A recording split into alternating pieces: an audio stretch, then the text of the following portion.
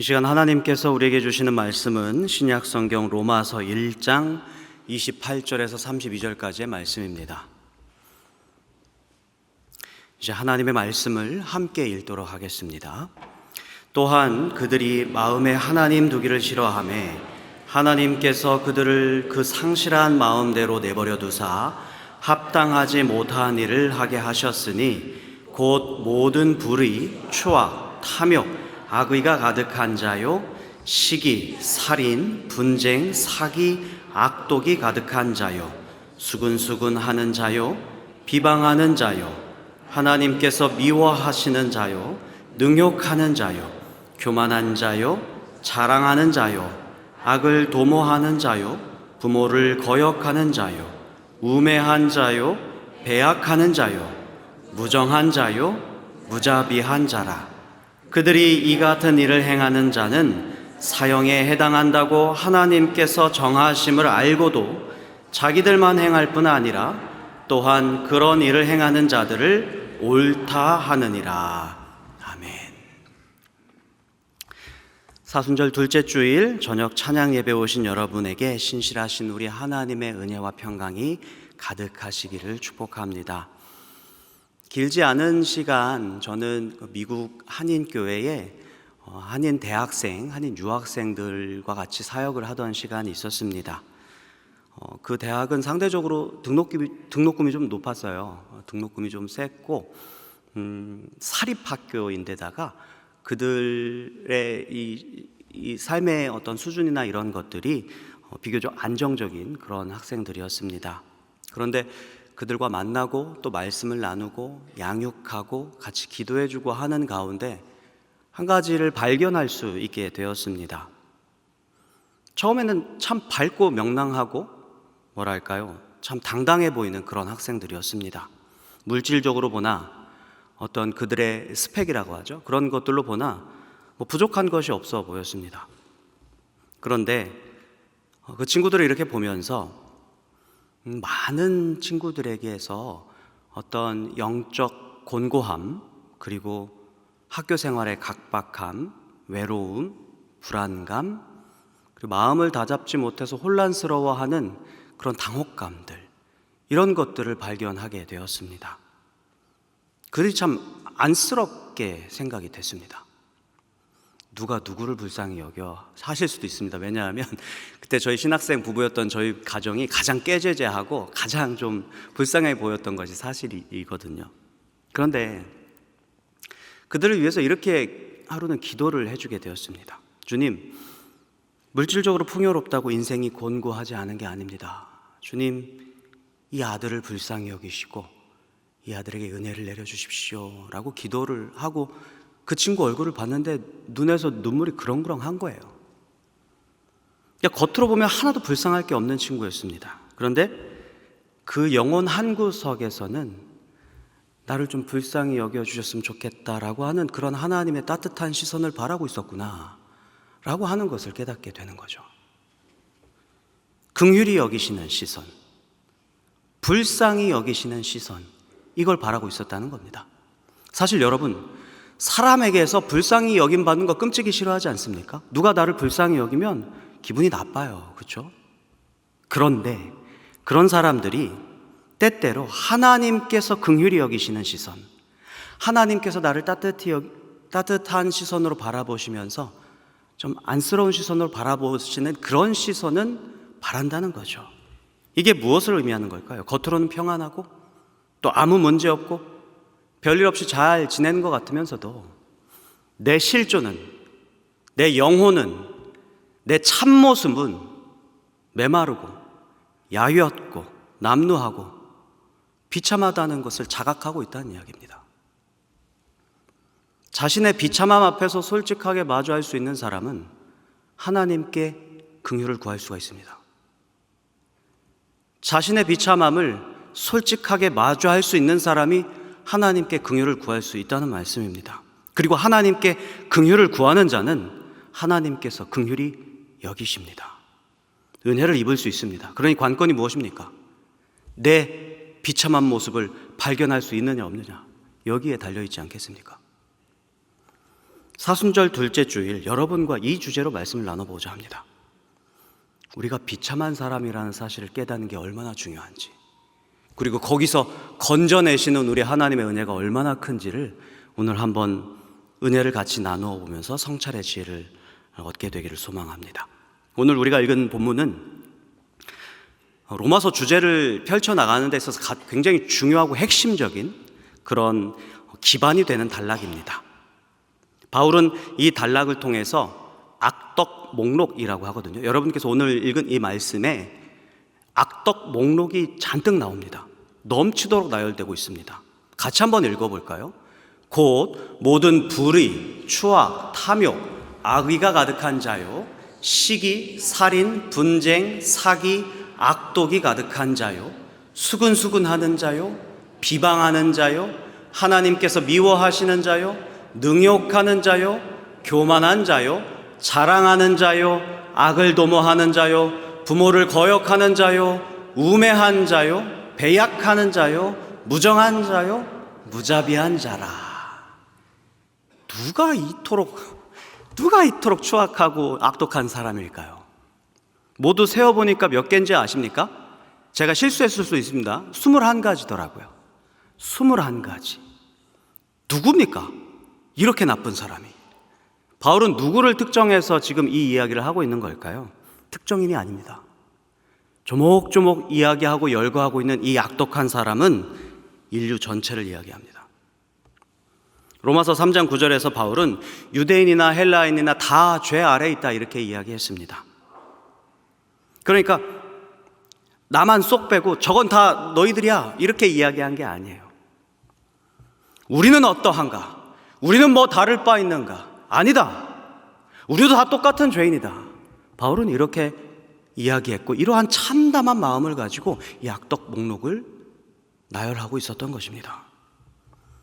그래서 바울은 로마서 1장, 오늘 우리 28절부터 읽었지만 전체적으로 이어지는 이 맥락은 18절부터 이어집니다. 18절부터 32절까지의 단락을 통해서 인류가 왜 비참할 수밖에 없었는지를 자세히 이야기해 주고 있습니다.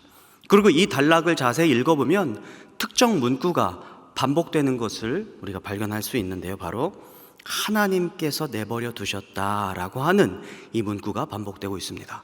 24절과 26절과 28절을 같이 한번 읽어보겠습니다.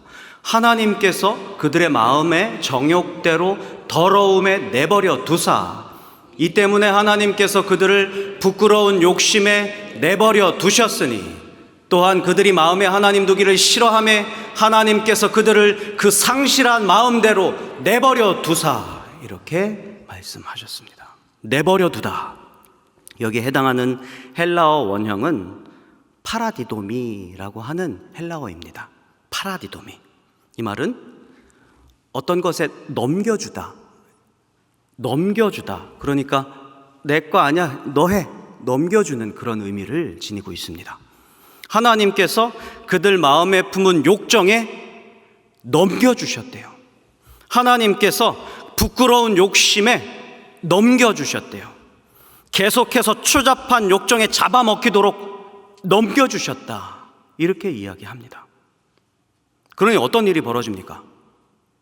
아주 신이 나서 더 자신의 몸을 더럽히는 일이 벌어집니다. 욕구 충족을 향해서 쏜살같이 내달리며 쾌락을 향해서 걷잡을 수 없이 달려갑니다. 그러자 심지어 로마서 1장 26절에서 27절을 보니까 순리대로 쓸 것을 영리로 쓴다, 이런 표현이 나오거든요. 무슨 얘기냐면 성적 문란함, 변태적 성욕, 창조 질서를 파괴하는 듯한 그런 무분별한 쾌락을 들끓게 했다, 이런 의미로 우리는 받아들일 수 있겠습니다. 결국 이러한 욕구 충족을 통해서, 이러한 욕구를 향해 달려감을 통해서 우리 마음이 헛헛해지고 뻥 뚫린 마음이 되고 깊은 허무함과 우울감에 빠져서 내가 누구인지, 내가 지금 어디에 서 있는지도 모른 채 자기를 상실해버렸다는 거예요.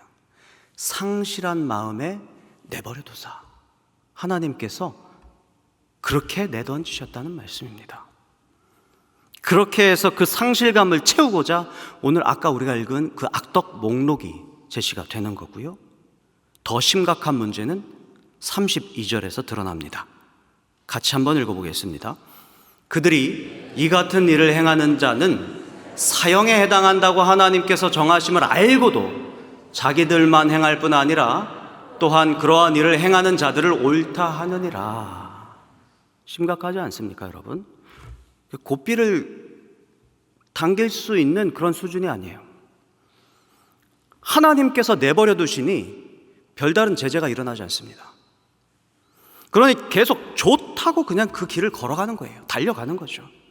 악을 행하고 있으면서도 그게 악인지 모르고 오히려 옳다라고 이야기하고 있는 겁니다. 사사기 시대처럼 각자 자기 소견에 옳은 대로 행하면서 그렇게 다 자기가 옳은 대로 행하고 있지만 그들을 가로막는 힘이 하나도 작동하지 않고 있는 그러한 지경을 말하고 있습니다. 지나치게 자기 확신을 표출하면서 지나치게 자기의 의를 드러내면서 그러면서 온갖 비방과 혼란과 분열을 촉진하는 그러한 세상 가운데서 많은 사람들이 고통받고 있습니다. 오늘 우리가 당면한 이 사회가 하나님께서 우리를 내버려 두셔서 이런 거 아닌가 하는 안타까운 마음이 들기도 합니다. 사실 여러분, 성경에서 볼 수 있는 하나님의 모습은 절대 내버려 두신 하나님이 아니셨잖아요. 그죠? 하나님은 내버려 두시질 않으셨어요. 작은 범죄 하나에도 아주 민감하게 반응하셨던 하나님이셨습니다. 레위기 10장을 보면 대제사장의 아들, 그 아론의 아들이죠, 나답과 아비후가 제단에 불을 드리려고 하는데 다른 불을 드렸다고 해요. 무슨 불을 드렸는지는 잘 모르겠어요. 아무튼 실수를 한 것 같습니다. 그렇게 다른 불을 드리다가 어떻게 된지 아시죠? 불에 타 죽었습니다. 그러니까 다른 불을 올리는 실수, 이렇게 좀 뭐랄까, 불에 타 죽을 만큼 그렇게 악독한 죄는 아니지 않나 하는 생각이 들만 합니다. 저희도 예배 때 실수 많이 하잖아요. 주보 틀려 봤거든요. 그죠? 심지어 설교 원고를 집에 두고 강단에 올라온 적도 있었어요. 3대지를 말하겠다고 이야기했는데 둘째까지 다 이야기했는데 시간이 다 지나서 셋째는 다음번에 말씀드리겠습니다, 이렇게까지 한 적도 있어요. 어처구니 없는 실수들 많이 해요. 그런데 하나님은 순전한 예배, 진실하고 진심으로 드리는 예배를 원하시는 분임을 알려주시기 위해서 나답과 아비후의 징계를 사례로 들으셨단 말이죠. 절대 내버려 두시는 분이 아니라는 거예요. 민수기 12장을 또 한번 볼까요? 출애굽 과정에서 모세가 에티오피아 여인을 취하거든요. 그 일로 말미암아서 모세의 사촌 누이 미리암과 사촌 형 아론이 모세를 비방합니다. 어떻게 지도자가 그럴 수 있느냐? 지도자가 뭔가 경우에 맞지 않는 일을 할 때 지적할 수 있잖아요. 그런데 하나님이 펄쩍 뛰십니다. 어떻게 징계하십니까? 미리암에게 나병이라는 징계를 주십니다. 하나님을 업신여기지 말아라, 하나님의 사람을 업신여기지 말아라 라고 하는 그러한 경고 차원에서 그렇게 하셨죠. 하나님은 작은 일이라고 절대 넘기지 않으시는 분이셨습니다. 사울왕 어떠합니까? 사울왕은 심지어 좋은 마음이었습니다.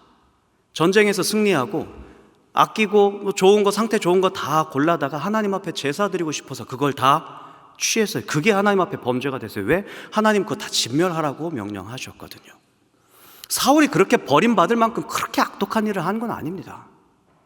그런데 하나님은 순종이 우선이다 라고 가르치시면서 징계하길 서슴지 않으셨단 말이에요. 성경의 하나님은 내버려 두시지 않았습니다. 성경의 하나님은 우리 하나님의 백성이 올바른 길을 갈 수 있도록 노심초사하셨단 말씀입니다. 성경의 하나님은 징계와 경책을 통해서 하나님의 사랑을 보이셨단 말입니다. 그런데 오늘 본문에서는 하나님께서 어떻게 하신다? 내버려 두신다. 파라디도미 하십니다. 던지셨습니다.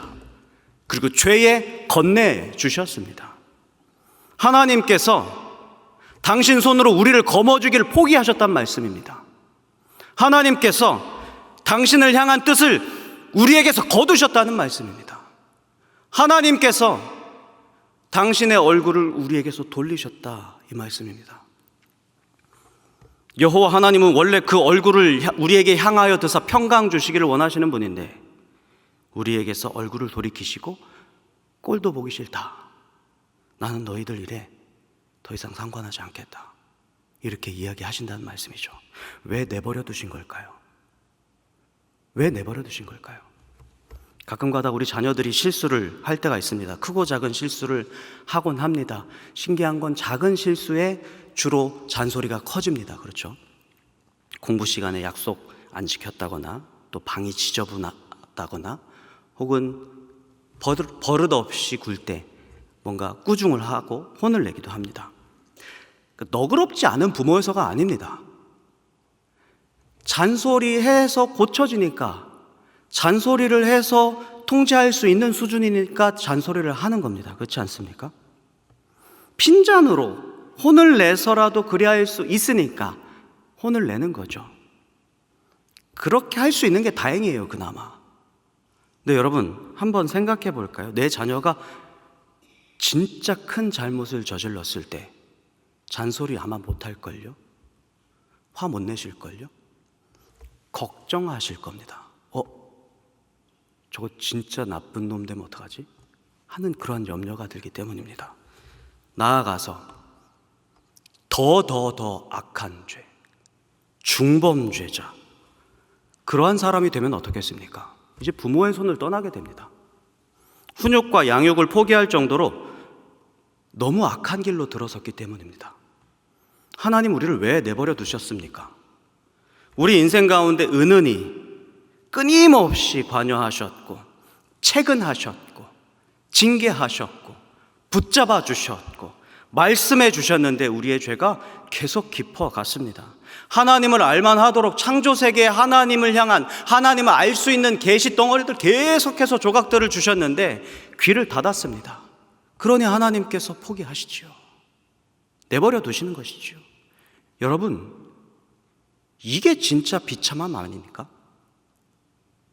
하나님께서 내버려 두심, 그게 진짜 비참함 아닙니까?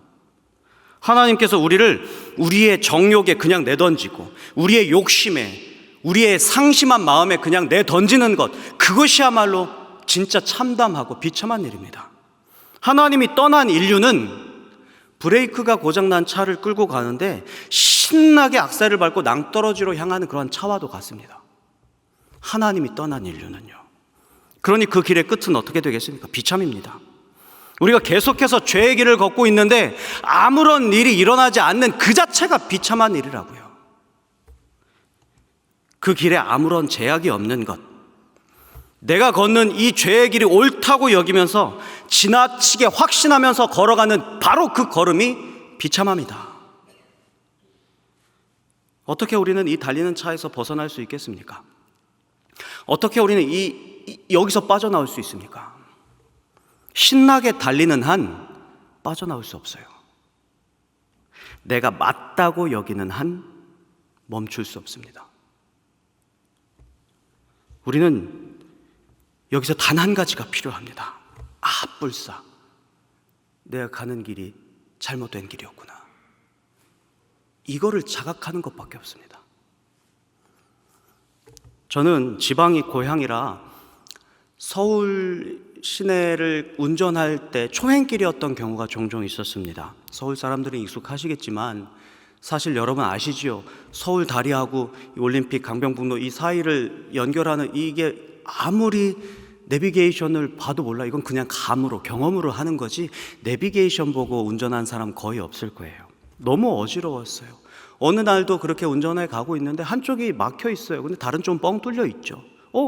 당연히 어떻게 해요? 뻥 뚫린 길로 냅다 쏩니다. 차선을 받고 아주 신나게 가고 있는데 어떻게 됩니까? 당연하죠. 아차, 내 밀리는 차선, 저기가 내 길인데 하는 거죠. 여러분, 차선을 잘못한 겁니다. 차가 괜히 밀린 게 아니에요. 밀리는 길이 내 차선이었어요. 언제나 그렇듯이. 그렇지 않습니까? 그냥 밀리는 차 뒤에 붙을 걸 후회해도 소용이 없습니다. 막 어떻게 하지 어떡하지 하는데 서울 사람들 막 빵빵거리잖아요. 막 제가 막 뭐랄까 막 어물쩍거리고 있으니까 빵빵거리고 엄청 해서 그냥 에이 모르겠다 가자 해서 잘못된 길을 타 버려서 약속 시간에 늦기도 하고 잘못된 길을 타서 막 삥 돌아오는 그런 참사를 겪게 되기도 합니다. 여러분, 죄의 길을 그냥 하나님께서 내버려 두신 사람이 죄의 길을 걷는 데에는 아주 종종 아무런 방해를 받지 않는 경우가 종종 있습니다. 잘못된 길을 그 길이 뚫려 있어서 그냥 내달리는 경우가 많단 말입니다. 그러다가 아주 결정적일 때 비참한 결과를 맞이할 때가 있어요. 언젠가 가족들하고 실내 사격장을 간 일이 있었습니다. 아내가 총을 잡더니 자세를 취하고 격발을 딱 하고 나서 가운데 맞췄어 이렇게 이야기를 합니다. 아주 스스로 재능이 있다면서 그러면서 표정을 보아하니까 봤냐 이런 어떤 아주 의기양양한 그런 표정이었어요. 근데 나중에 관역 종이가 이렇게 다가온단 말이에요. 근데 빈종이더라고요. 이상하다 이게 왜 빈종이지 알고 보니까 어때요? 엽사로를 쐈어요. 여러분, 죄에 해당하는 헬라어 하마르티아, 관역을 비껴 맞춘 거잖아요. 근데 막 잘 쏘려고 해서 관역 비껴 맞은 게 아니라 엽사로 엉뚱한 관역을 쏘고서 나 잘 쐈다 이렇게 의기양양해야 하는 것, 그게 더 하마르티아인 것 같습니다. 잘못 쏘고 나서 의기양양한다는 거죠. 우리가 낭떠러지로 떨어지는 그 비참함에서 벗어나기 위해서 필요한 것은 아차 내가 지금 길을 잘못 들었구나 이 자각, 내가 지금 관역을 잘못 쐈구나 하는 이 깨달음, 이것이어야 합니다. 이것이 없으면 멈출 수가 없어요. 이거 깨닫지 않으면 멈출 수가 없어요. 그래서 이걸 깨닫는 것, 내가 지금 잘못된 길을 걸었구나, 내가 지금 잘못 쏘았구나, 이것을 깨닫는 것을 성찰이라고 합니다.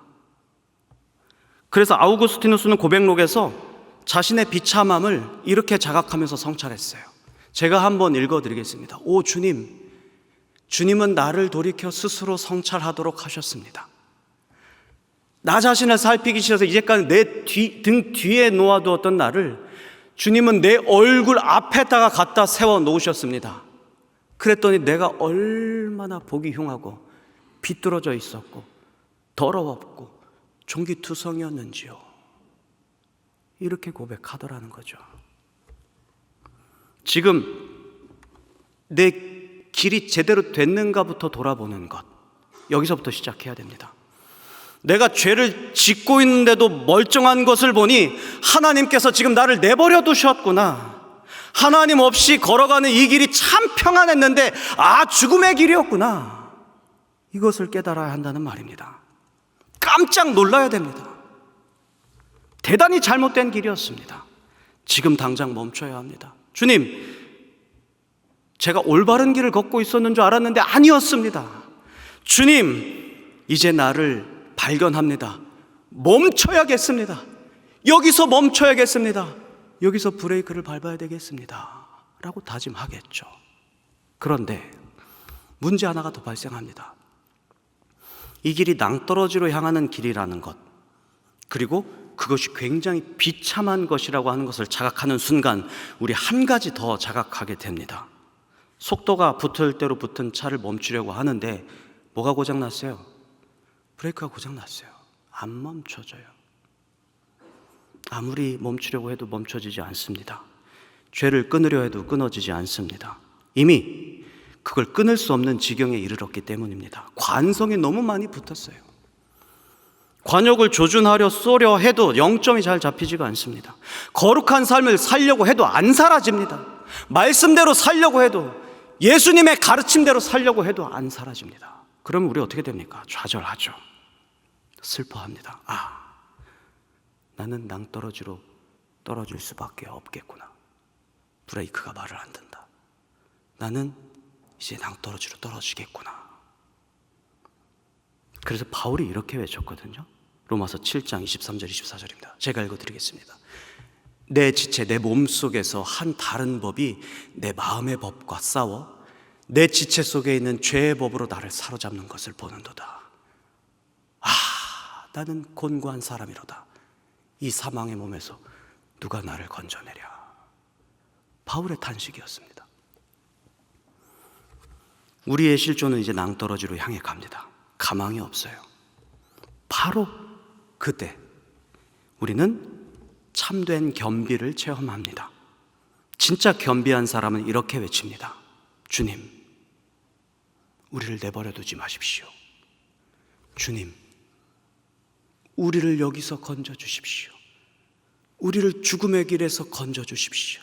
더 원초적으로 부르짖습니다. 주님, 나 붙잡아 주십시오. 주님, 이토록 비참한 우리를 불쌍히 여겨 주십시오. 겸비한 사람은 이렇게 외칩니다. 여러분, 혈루병 걸린 여인이 주님의 옷자락을 만질 때의 기도가 이러했을 것입니다. 앞이 보이지 않았던 시각장애인이 주님 지나가시는 인기척만 보고서 외치잖아요. 타윗의 자손 예수여, 나를 불쌍히 여기십시오. 흉악한 귀신에 들린 딸이 있었습니다. 두로 여인이었어요. 주님 발 앞에 엎드려서 간청합니다. 주님, 저를 도우소서. 저는 주인집 개여도 상관없습니다. 이렇게 이야기합니다. 자신의 비참함을 안 사람들의 이 겸비한 외침이지 않습니까? 그래서 아우구스티누스는 이렇게 이야기했습니다. 나는 병자이고 주님은 의사십니다. 나는 비참하고 주님은 자비로우십니다. 이렇게 이야기했어요. 나의 비참과 주님의 자비를 외쳤다는 말입니다. 주여, 우리를 내버려 두지 마소서. 이렇게 기도할 수 있는 이유는 하나님께서 자비로우시기 때문입니다. 자비, 이 라틴어는 미세리코르디아라고 이야기합니다. 비참한 사람, 미세르, 그리고 마음, 코르, 여기에 다 들어있습니다. 다시 말하면 비참한 사람을 보면서 갖는 마음이라는 거예요. 우리 주님께서 비참한 사람들을 보면서 갖는 그 마음, 그것이 바로 자비라는 것입니다. 주님, 우리를 붙잡아 주시옵소서. 우리가 이렇게 외칠 수 있는 근거는 하나님의 자비로우심이다, 이 말씀입니다. 참다가 결국에 우리를 붙잡아 주시는 바로 그 하나님의 자비로우심 때문이라는 거예요. 우리를 내팽겨친 게 아니었습니다. 계속 참고 계셨습니다. 길이 참으시고 그동안 우리가 지은 죄를 간과하심으로써 당신의 자비를 드러내셨다, 이렇게 말씀하셨습니다. 낭떠러지로 내달리는 우리를, 그런 우리에게 십자가를 건네주셨습니다. 더 정확히는 낭떠러지로 내달리는 우리를 십자가로 막으시고 거기서 우리를 건지시고 당신께서 비참해지셨습니다. 이것이 바로 로마서 전체를 관통하는 주제, 하나님의 의입니다. 사랑하는 소망교회 성도 여러분, 우리가 궁핍한 것 같아서, 남들보다 조금 못난 것 같아서, 남들보다 부족해서 비참한 게 아닙니다. 우리 죄 때문에 비참한 겁니다. 또 반대로 남들보다 조금 넉넉하고 좀 더 여유로운 삶을 향유한다고 해서 비참하지 않은 게 아닙니다. 죽음의 길을 내달리고 있다면, 멈추지 않는다면 똑같이 비참한 겁니다. 그래서 여러분, 진짜 비참한 삶이 무엇인지를 바라봐야 합니다. 사순절은 성찰의 절기라고 했습니다. 내 비참함을 바라보는 거예요. 내가 얼마나 비참한지. 그러기 위해서, 내 비참함을 바라보기 위해서 우리의 길을 바라보고 멈춰 세움이 필요합니다. 잘 멈춰지지 않는 우리 자신을 보면서 좌절해야 합니다. 부르짖어야 합니다. 주님, 우리를 내버려 두지 마소서. 주님, 우리를 붙잡아 주소서. 바로 그 처절한 좌절의 자리가 마침내 하나님의 의와 만나는 자리가 될 것입니다. 주님, 우리를 내버려 두지 마소서. 우리의 비참함을 바라보며 이렇게 기도하는, 그래서 하나님의 의를 경험하고 기뻐하며 복음의 자유를 누리시는 그러한 사순절 보내시는 저와 여러분 되기를 축복합니다. 기도하겠습니다. 자비하신 하나님, 우리는 비참하고 주님은 자비로우십니다. 다시 한 주간을 살아가면서 험한 세상으로 나아가는 주님의 백성들에게 각자 걸음을 골똘히 살펴볼 수 있는 지혜를 허락하여 주시옵소서. 바로 그 걸음에서 주님의 이름을 부르며 죄의 길을 멈출 힘과 용기를 허락하여 주시옵소서. 이전과 똑같은 모습으로 살지 않게 하여 주시고 주님께서 붙잡아 주심을 믿는 마음으로 주님과 동행하게 하여 주시옵소서. 우리 주 예수 그리스도의 이름으로 기도드립니다. 아멘.